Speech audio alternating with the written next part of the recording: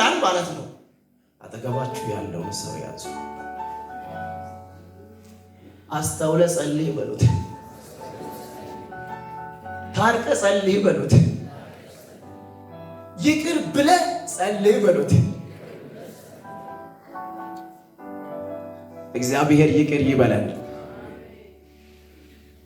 ሁለተኛ የመስቀል ቃል ቅድም ያነበብኩት ከኢየሱስ ክርስቶስ ጎን ለጎን በዚህና በዛ ሁለቱም የተሰቀሉ ወንበዴዎች አንደኛ አንተ የእግዚአብሔር ልጅ ከሆንክ እኛንም አንተንም አታድነንም እንዴ ብሎ ስል፣ አንደኛው ደግሞ ለሱ መልስ ይሰጣል ማለት ነው። እኛ ላደረግንበት ጥፋት የተፈረደብን ፍርድ ትክክለኛ ፍርድ ነው። እሱ ምን ስላደረገ ነው እንደዚህ የምትለው? እግዚአብሔርን አትፈራም እንኳን ብለው ይልና ጌታ ሆይ በመንግስትህ አትርሳኝ ይላል ማለት ነው።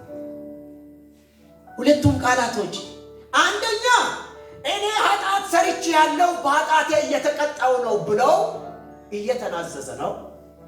ሁለተኛ አንተ አዳኝ ነህ በመንግስተ ሰማይ እባክህ አትርሳኝ አድነኝ፣ ሁለት ሞት እንዳልሞት የዘላለምን ሕይወት ስጥ ብለው እያመነ ነው። አንደኛው እድሉን አልተጠቀመው።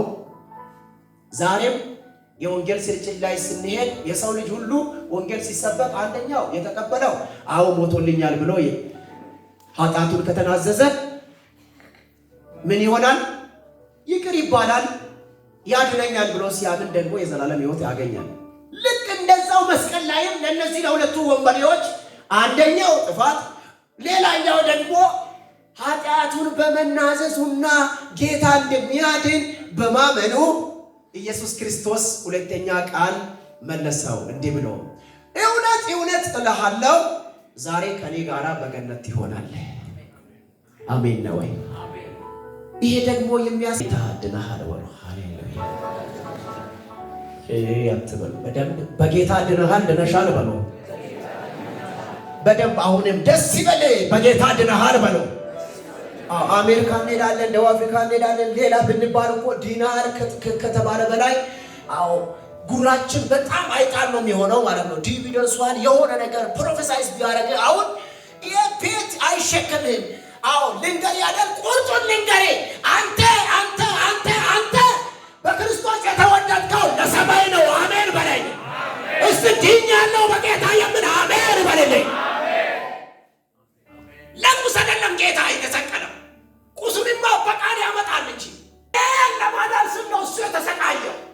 የኔ ጉዳይ ነው እሱ የእሱ ጭንቀት፣ የነፍሴ ጉዳይ የድነቴ ጉዳይ እንጂ እሱን ያስጨንቀው መስቀል ላይ ያዋለው ኤሎሄ ኤሎሄ ለማ ሰበቅተኒ ያስባለው የጉራ ጉዳይ፣ የመኪና ጉዳይ፣ የድንጋይ አይነት ጉዳይ አይደለም። የብር ጉዳይ፣ የሱሪ ጉዳይ፣ የሱቅ ጭንቀት አሜን በሉ። መስቀል ላይ አይናችሁን ከፍ ያድርግ አሜን በሉልኝ።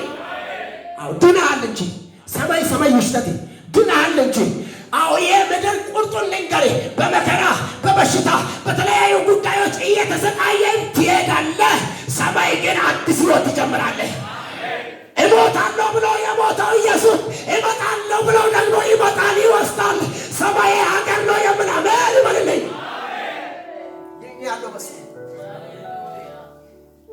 መስቀል ላይ ሆኖ የአዳምን ድነት አበሰረው ኢየሱስ።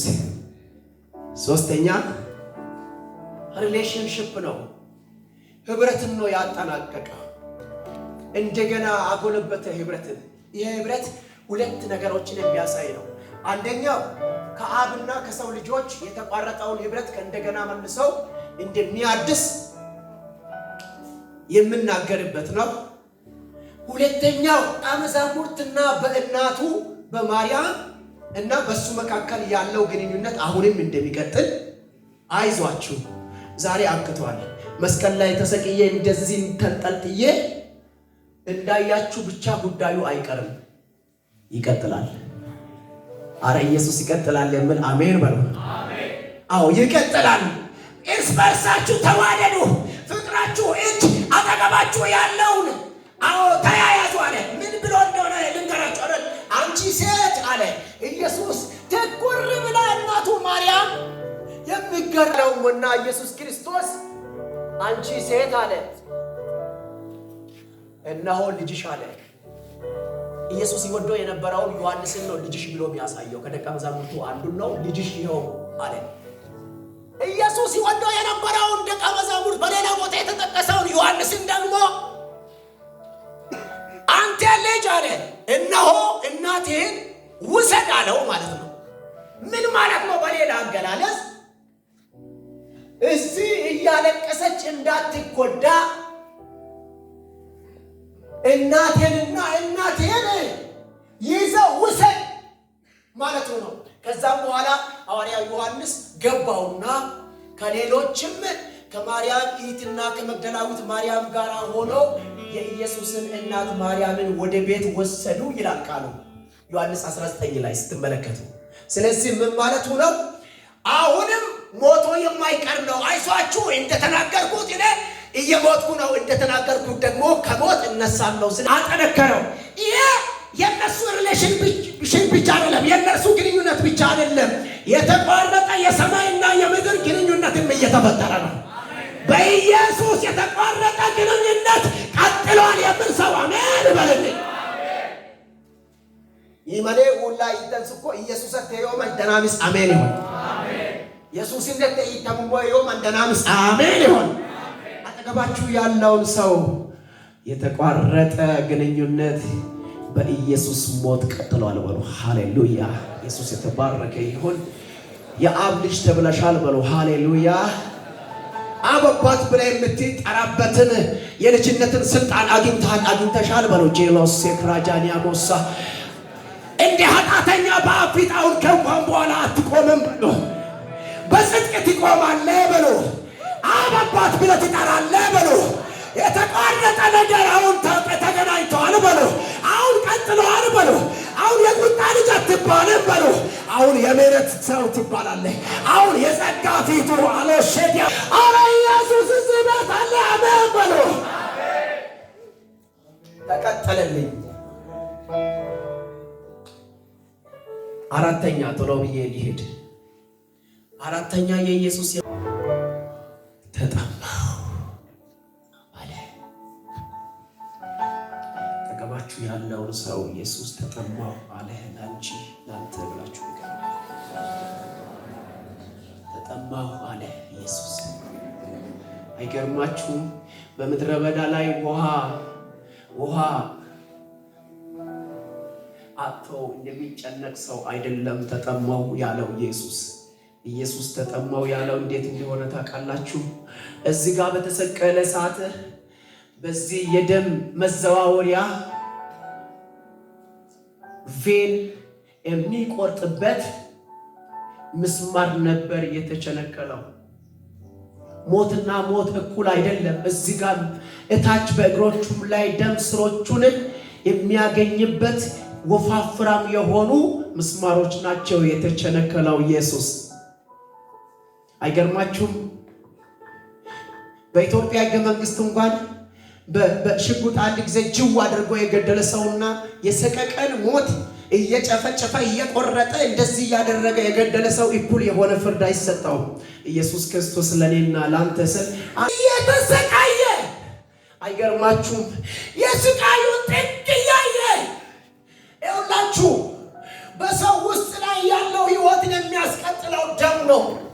ደምና ውሃ ሁለቱም እስኪያልቁ ድረስ ከእግሩ እየተንጠባጠበ ከእጆቹ እየተንጠባጠበ በተገረፈበት እየተንጠባጠበ ሁሉም ደው ጨርሰው እያለቀ ወደ ሞት እየተገባደደ ያለ ሰዓት ላይ ኢየሱስ ክርስቶስ እንዲህ አለ፣ ተጠማ። ለኔ ብሎ የተጠማ እናንተ መሰቃየት የሚገባውን እሱ ተሰቃየ። ደም አለቀ፣ ውሃው አለቀ። ቼክ ሊያደርጉት በጦር በወጉ ሰዓት ከጎኑ የወጣው ውሃ ነበር፣ ደሙ አልቆ ነበርና ተሰቃየ፣ ተጠማዋል። የስቃይን ጥግ ያ ማለት ምን አይል የተጨነቀ እንደሆነ የሚያሳይበት ንግግር ነው። ኢየሱስ በቃላት ሊገለጥ የማይገባው ተጠማው አለ ኢየሱስ። እሺ ልበላችሁና ቶሎ ልጨርስ። አምስተኛው ቃል ከተሰቃየው በኋላ ተጠማው ካለ በኋላ ተከትሎ የተናገረው ቃል እንዲህ የሚል ነበር። አምላኬ አምላኬ ለምን ተውከኝ የሚል ቃል ተናገረ።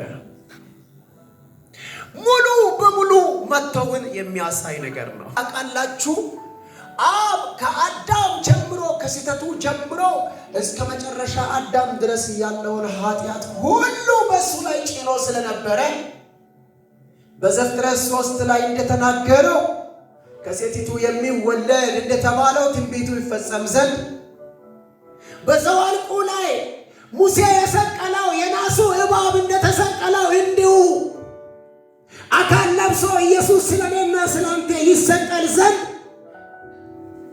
እግዚአብሔር ጨክኖታልና ዛሬ በኢየሱስ ክርስቶስ ሞት የሚመጡ ብዙ ትውልድን ኢየሱስ ክርስቶስ ውስጥ ላይ ስላየ በጭንቀቱ ውስጥ ላይ በሞቱ ውስጥ ላይ በስቃዩ ውስጥ ላይ ስለተመለከተ አብ ጀርባ ሰጥቶ ነበር። አንዳው ልጁ ላይ አብ ጨክኖ ነበር። ሙሉ በሙሉ ከህብረቱ ትቶ ነበር፣ ቆርጦ ነበር። በቃ ይሙትልኝና እልፍ የሆነው ህዝብ ይዳን ብሎ ነበር። ይሙትና እሱ በቃ ብዙ ሚሊዮን ቢሊዮን የሆኑ ልጆቼ ይዳን ብሎ ጨክኖ ስለነበረ አብ በሱ ላይ ጀርባ ሰጥቶ ስለነበረ ኢየሱስ እንዲህ አለ፣ አምላኬ አምላኬ ስለምን ተውከኝ? ትላንት እንዳወራሁት አንድም ቀን ማማፀኛ የማያውቀው አንድም ቀን ተጨንቆ ሌላውን የፍጥረት ዓለም መለመን የማያውቀው ኢየሱስ በአንደበቱ ለምን ተውከኝ አለ። አይገርማችሁም? ፊልጵስዩስ 2 ላይ ነገር ግን የባሪያውን መልክ ያዘ እስከ መስቀል ሞት ድረስ የታዘዘ ሆነ የተባለ ከአብ ጋር እኩል ማንነት ያለው ማንነቱ ዝቅ ማለትን የማይፈቅድለት ማንነቱ ሰው መሆንን መሞትን መለያትን የማይፈቅድለት ኢየሱስ አባቴ አባቴ ለምን ተው ለኔ። እስተጠገባችሁ ያለው ሰው ይህ ሁሉ ላኔ ነው በሉት። ይህ ሁሉ ላንተ ነው በሉት። እንደዚህ ካለ በኋላ እንዲህ አለ፣ ተፈጸመ አለ። የስድስተኛ ቃል ሃሌሉያ። ምን አለ? ተፈጸመ አለ። ተፈጸመ የሚለው ቃል የድል ማብሰሪያ ነው። ፕሮክላም ያደረገ ነው። አሸነፍኩኝ። የአዳም ዘር አሁን ከሰይጣን እግር ስር በታች ሆኖ አይገዛለትም። አሁን ከፍ አደረኩት። ድል ተበሰረ። ጩና ድል ተበሰረ በሎ እስቲ ተፈጸመ በሎ እስቲ። ተፈጸመ የሚለው ቃል ስለ ሰው ልጅ ኢየሱስ ይሞታል ተብሎ በትንቢት የተነገረ ነገር ሁሉ ተፈጸመ እያለ ነው። ኢየሱስ ሞትኩላችሁ በቃ ጨረስኩኝ እያለ ነው። ተፈጸመ ስል አብ የላከኝን ተልእኮ ሁሉ አሁን ፈጽሜያለሁ፣ አሁን የሚቀረው የሰው ልጆች ሁሉ ድል ይቀጥላል ብሎ ድል እያወጀ ነው። ተፈጸመ እያለ ነው።